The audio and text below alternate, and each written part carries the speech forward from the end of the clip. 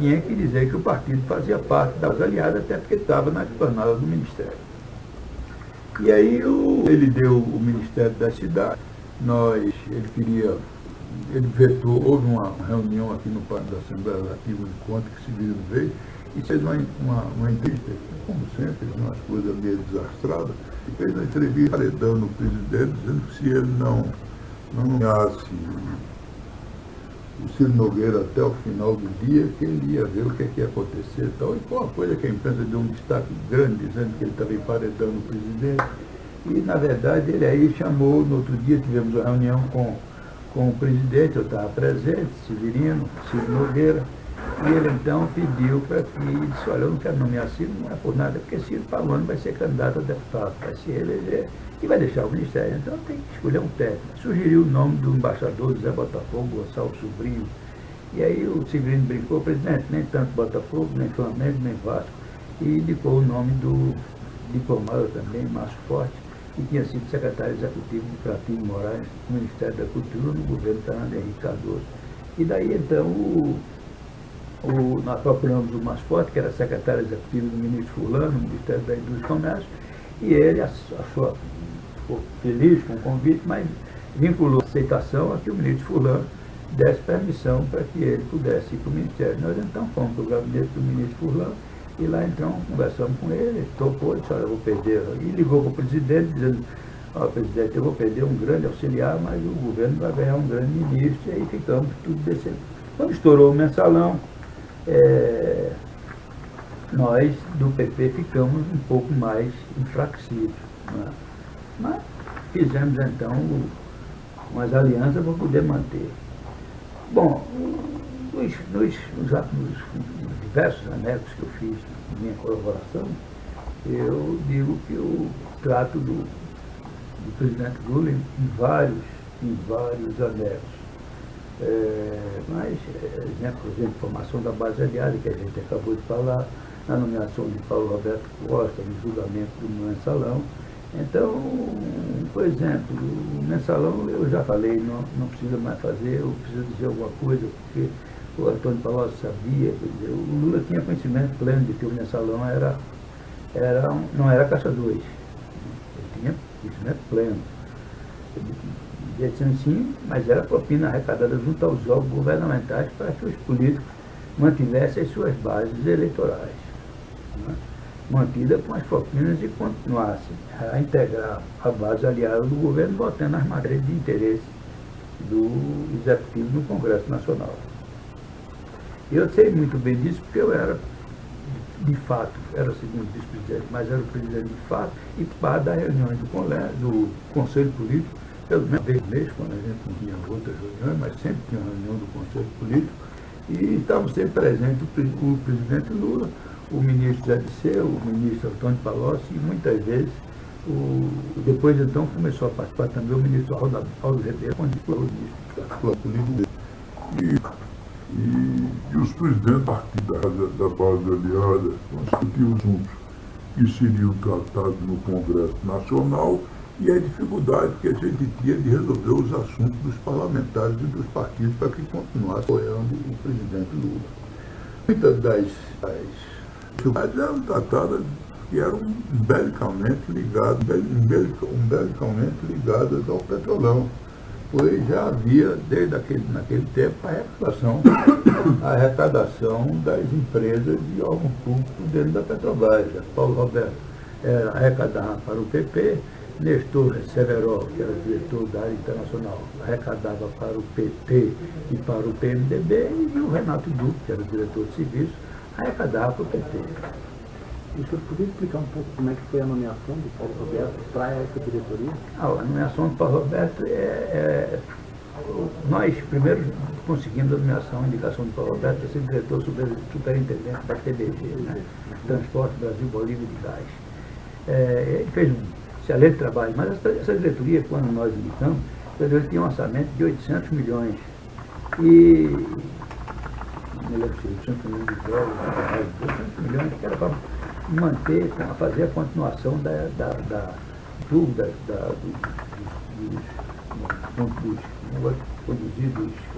dutos de condução de gás, E a diretoria da Petrobras, achando que esse era um péssimo negócio, porque não se estava utilizando nem 10% do gás da Bolívia, porque a gente não tinha como utilizar no Brasil, hoje não, hoje se utiliza todo o gás, ainda se importa algum gás, mas hoje já existem as interligações todas. Reduziu o orçamento da TBG para 18 bilhões de dólares. Então passou a não interessar para nós, porque 18 milhões de dólares era para pagar simplesmente a folha de funcionários, não tinha nenhum investimento. Né? E aí, na nomeação do Paulo Roberto Costa, quando nós discutimos a diretoria de abastecimento, o diretor de abastecimento da Petrobras era o Rogério Manso. Era o Rogério Manso. O Rogério Manso, que tinha sido indicado, na época, dizem que tinha sido indicado pelo grupo do Reich do Fernando Henrique Cardoso. Ele era um diretor que tinha muita força, porque o presidente da Petrobras era o José Eduardo Dutra, e se dizia naquele tempo que o Rogério Manso, ele arrecadava R$1 milhão que entregava ao Dutra, e Dutra entregava isso ao PT. Então, ele tinha essa... E aí, quando nós procuramos o Zé disse, bom, vocês vão ficar, então, responsáveis pela indicação do Paulo Roberto, vão ser o padrinho, o partido que vai apadrinhar o Rogério Manso na diretoria de abastecimento da Petrobras. E marcou, então, uma audiência com o Rogério Manso, onde fomos Janene, o Pedro Henrique e o colaborador, eu, fomos juntos conversar com o Rogério Manso. A conversa foi muito ruim, muito fria, ele se achava, ele era muito prepotente, se achava o dono do mundo, e foi muito seco conosco na conversa. E aí o que nós queríamos dele era o seguinte, saber quais eram as empresas que estavam operando com a diretoria de abastecimento, para que a gente tivesse uma ajuda das empresas do partido. Ele foi muito seco, e aí nós voltamos e dissemos, esse cara aí não quer nem ouvir falar, não quer nem um negócio com esse cara.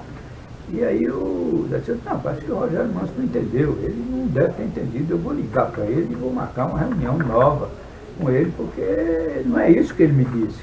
Mas ele deu essa conversa que ele teve conosco. Então, ele marcou uma nova reunião e nós fomos lá e levamos mais dessa vez ainda também o deputado João Pisolati, mais um testemunho, porque nós três não éramos encarregados, mas levamos mais um para explicar a bancada, porque nós tínhamos votado e tínhamos dito a bancada que a reunião tinha sido um desastre. E aí foi pior ainda a reunião, porque ele deu logo um chá de cadeira na gente, de quase 3 horas, e depois disse que o ministro disse que não tinha entendido a resposta dele. Ele não tinha nenhuma ligação, ele não queria negócio com nenhum partido político, não queria, ele estava muito bem obrigado na situação dele, que não estava precisando de apoio de ninguém. Então, nós voltamos e dissemos, não dá mais esse cara, e nós queremos uma diretoria, já que vocês disseram que a diretoria é nossa, já faz um ano que esse Rogério Manso está no governo e o Fernando Henrique assumiu com o Palocci na transição, o pessoal do Fernando Henrique com o Palocci, que fazia a transição do governo Lula, e o Zé Disseu assumiram o compromisso de manter ele por mais um ano, tinha passado, e nós queremos o Paulo Roberto Costa. E aí foi indicando o Paulo Roberto Costa e houve então aquela história, tudo certo, e o partido foi cozinhando, mas não estava só cozinhando a gente, estava cozinhando os outros partidos, como o PTB, como o PL, que hoje é o PR na época, né? E mais nos outros partidos. Então nós fizemos, eram cerca de 150 deputados do PP, o PR e o PTB, um pedaço do PMDB, nós éramos cerca de quase 200 deputados, e nós então fizemos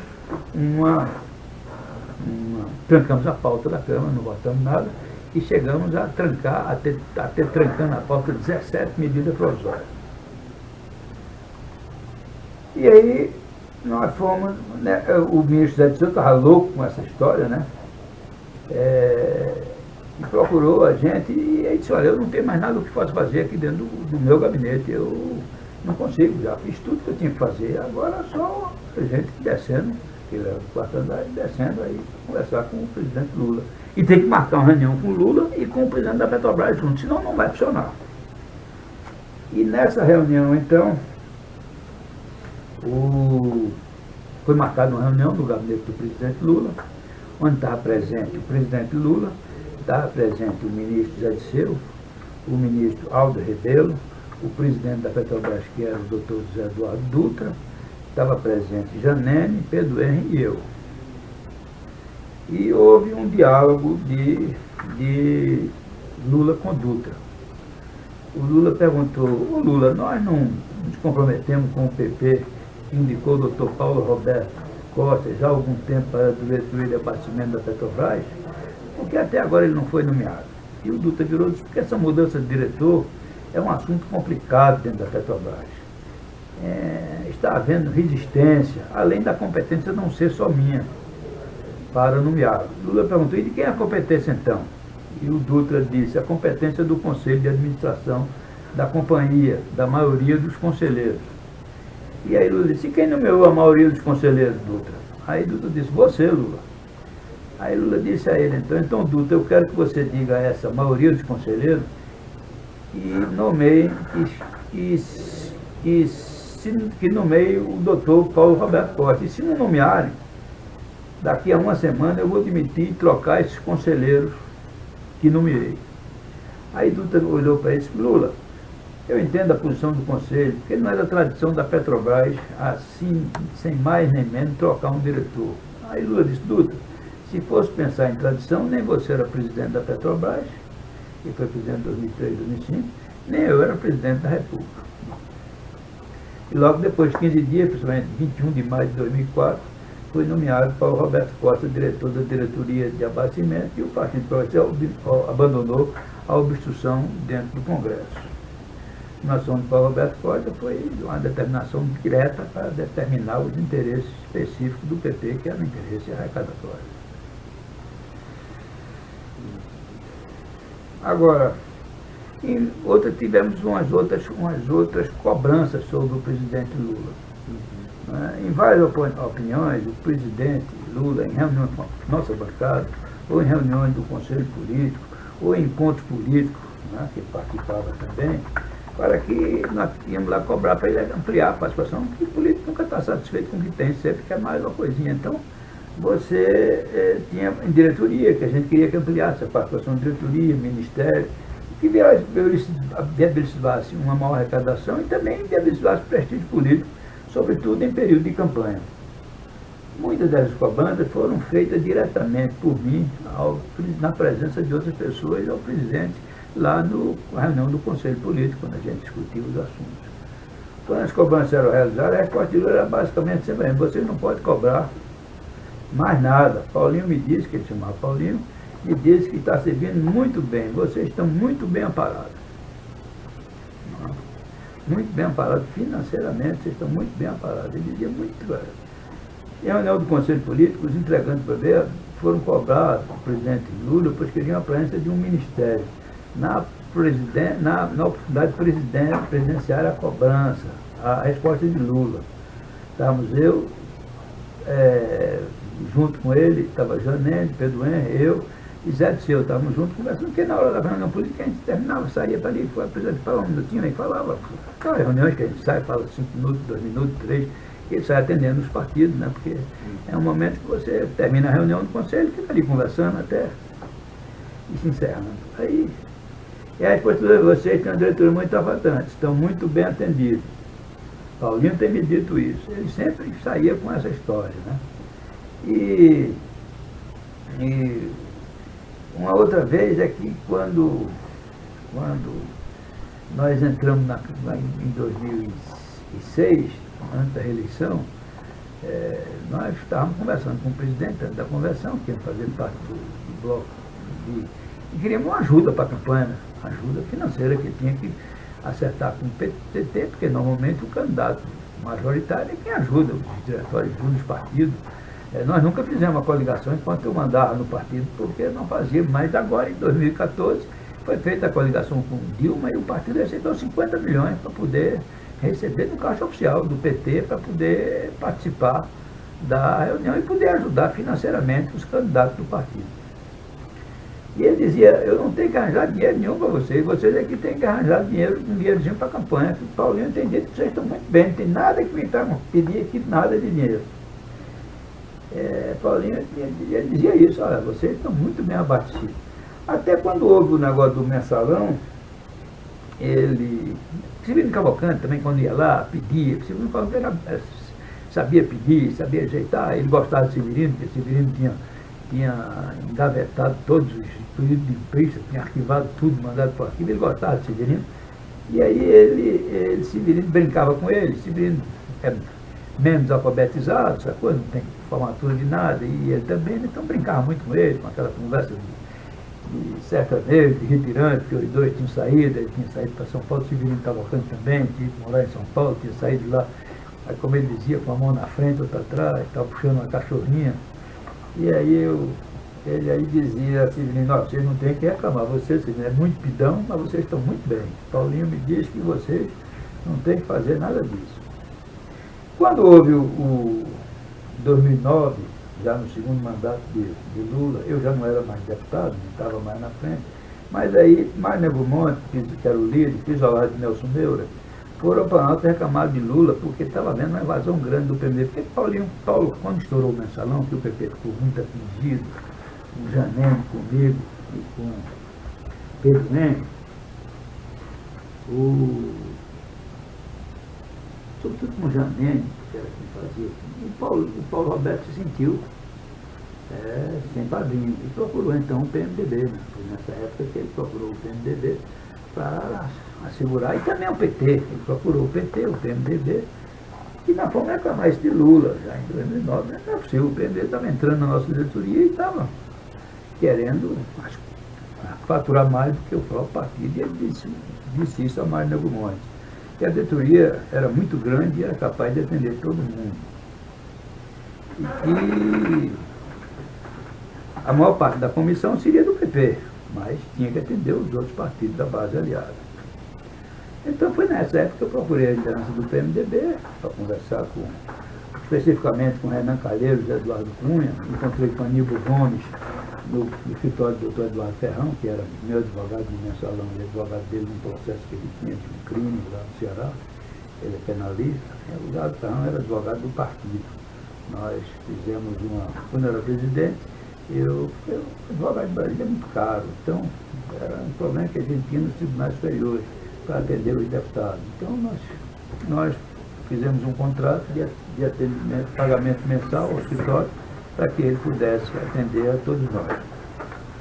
E procurei Romero Jucá e todo esse povo para que a gente pudesse manter o Paulo Roberto Costa. Mas é isso basicamente o que eu tenho do assunto da nomeação de Paulo Roberto Costa.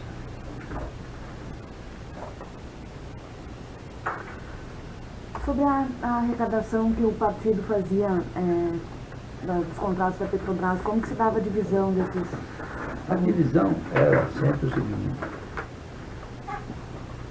do que saiu do partido, era para ficar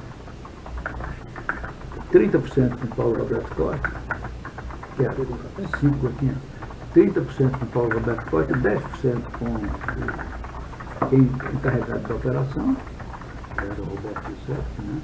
E 60% para o partido. Quem operava era Janene com Roberto José. E o João Cláudio Genu, que depois operava inicialmente com Janene, mas depois que Janene faleceu, ele ficou muito ligado ao Paulo Roberto Costa e começou a operar sozinho com o Paulo Roberto Costa.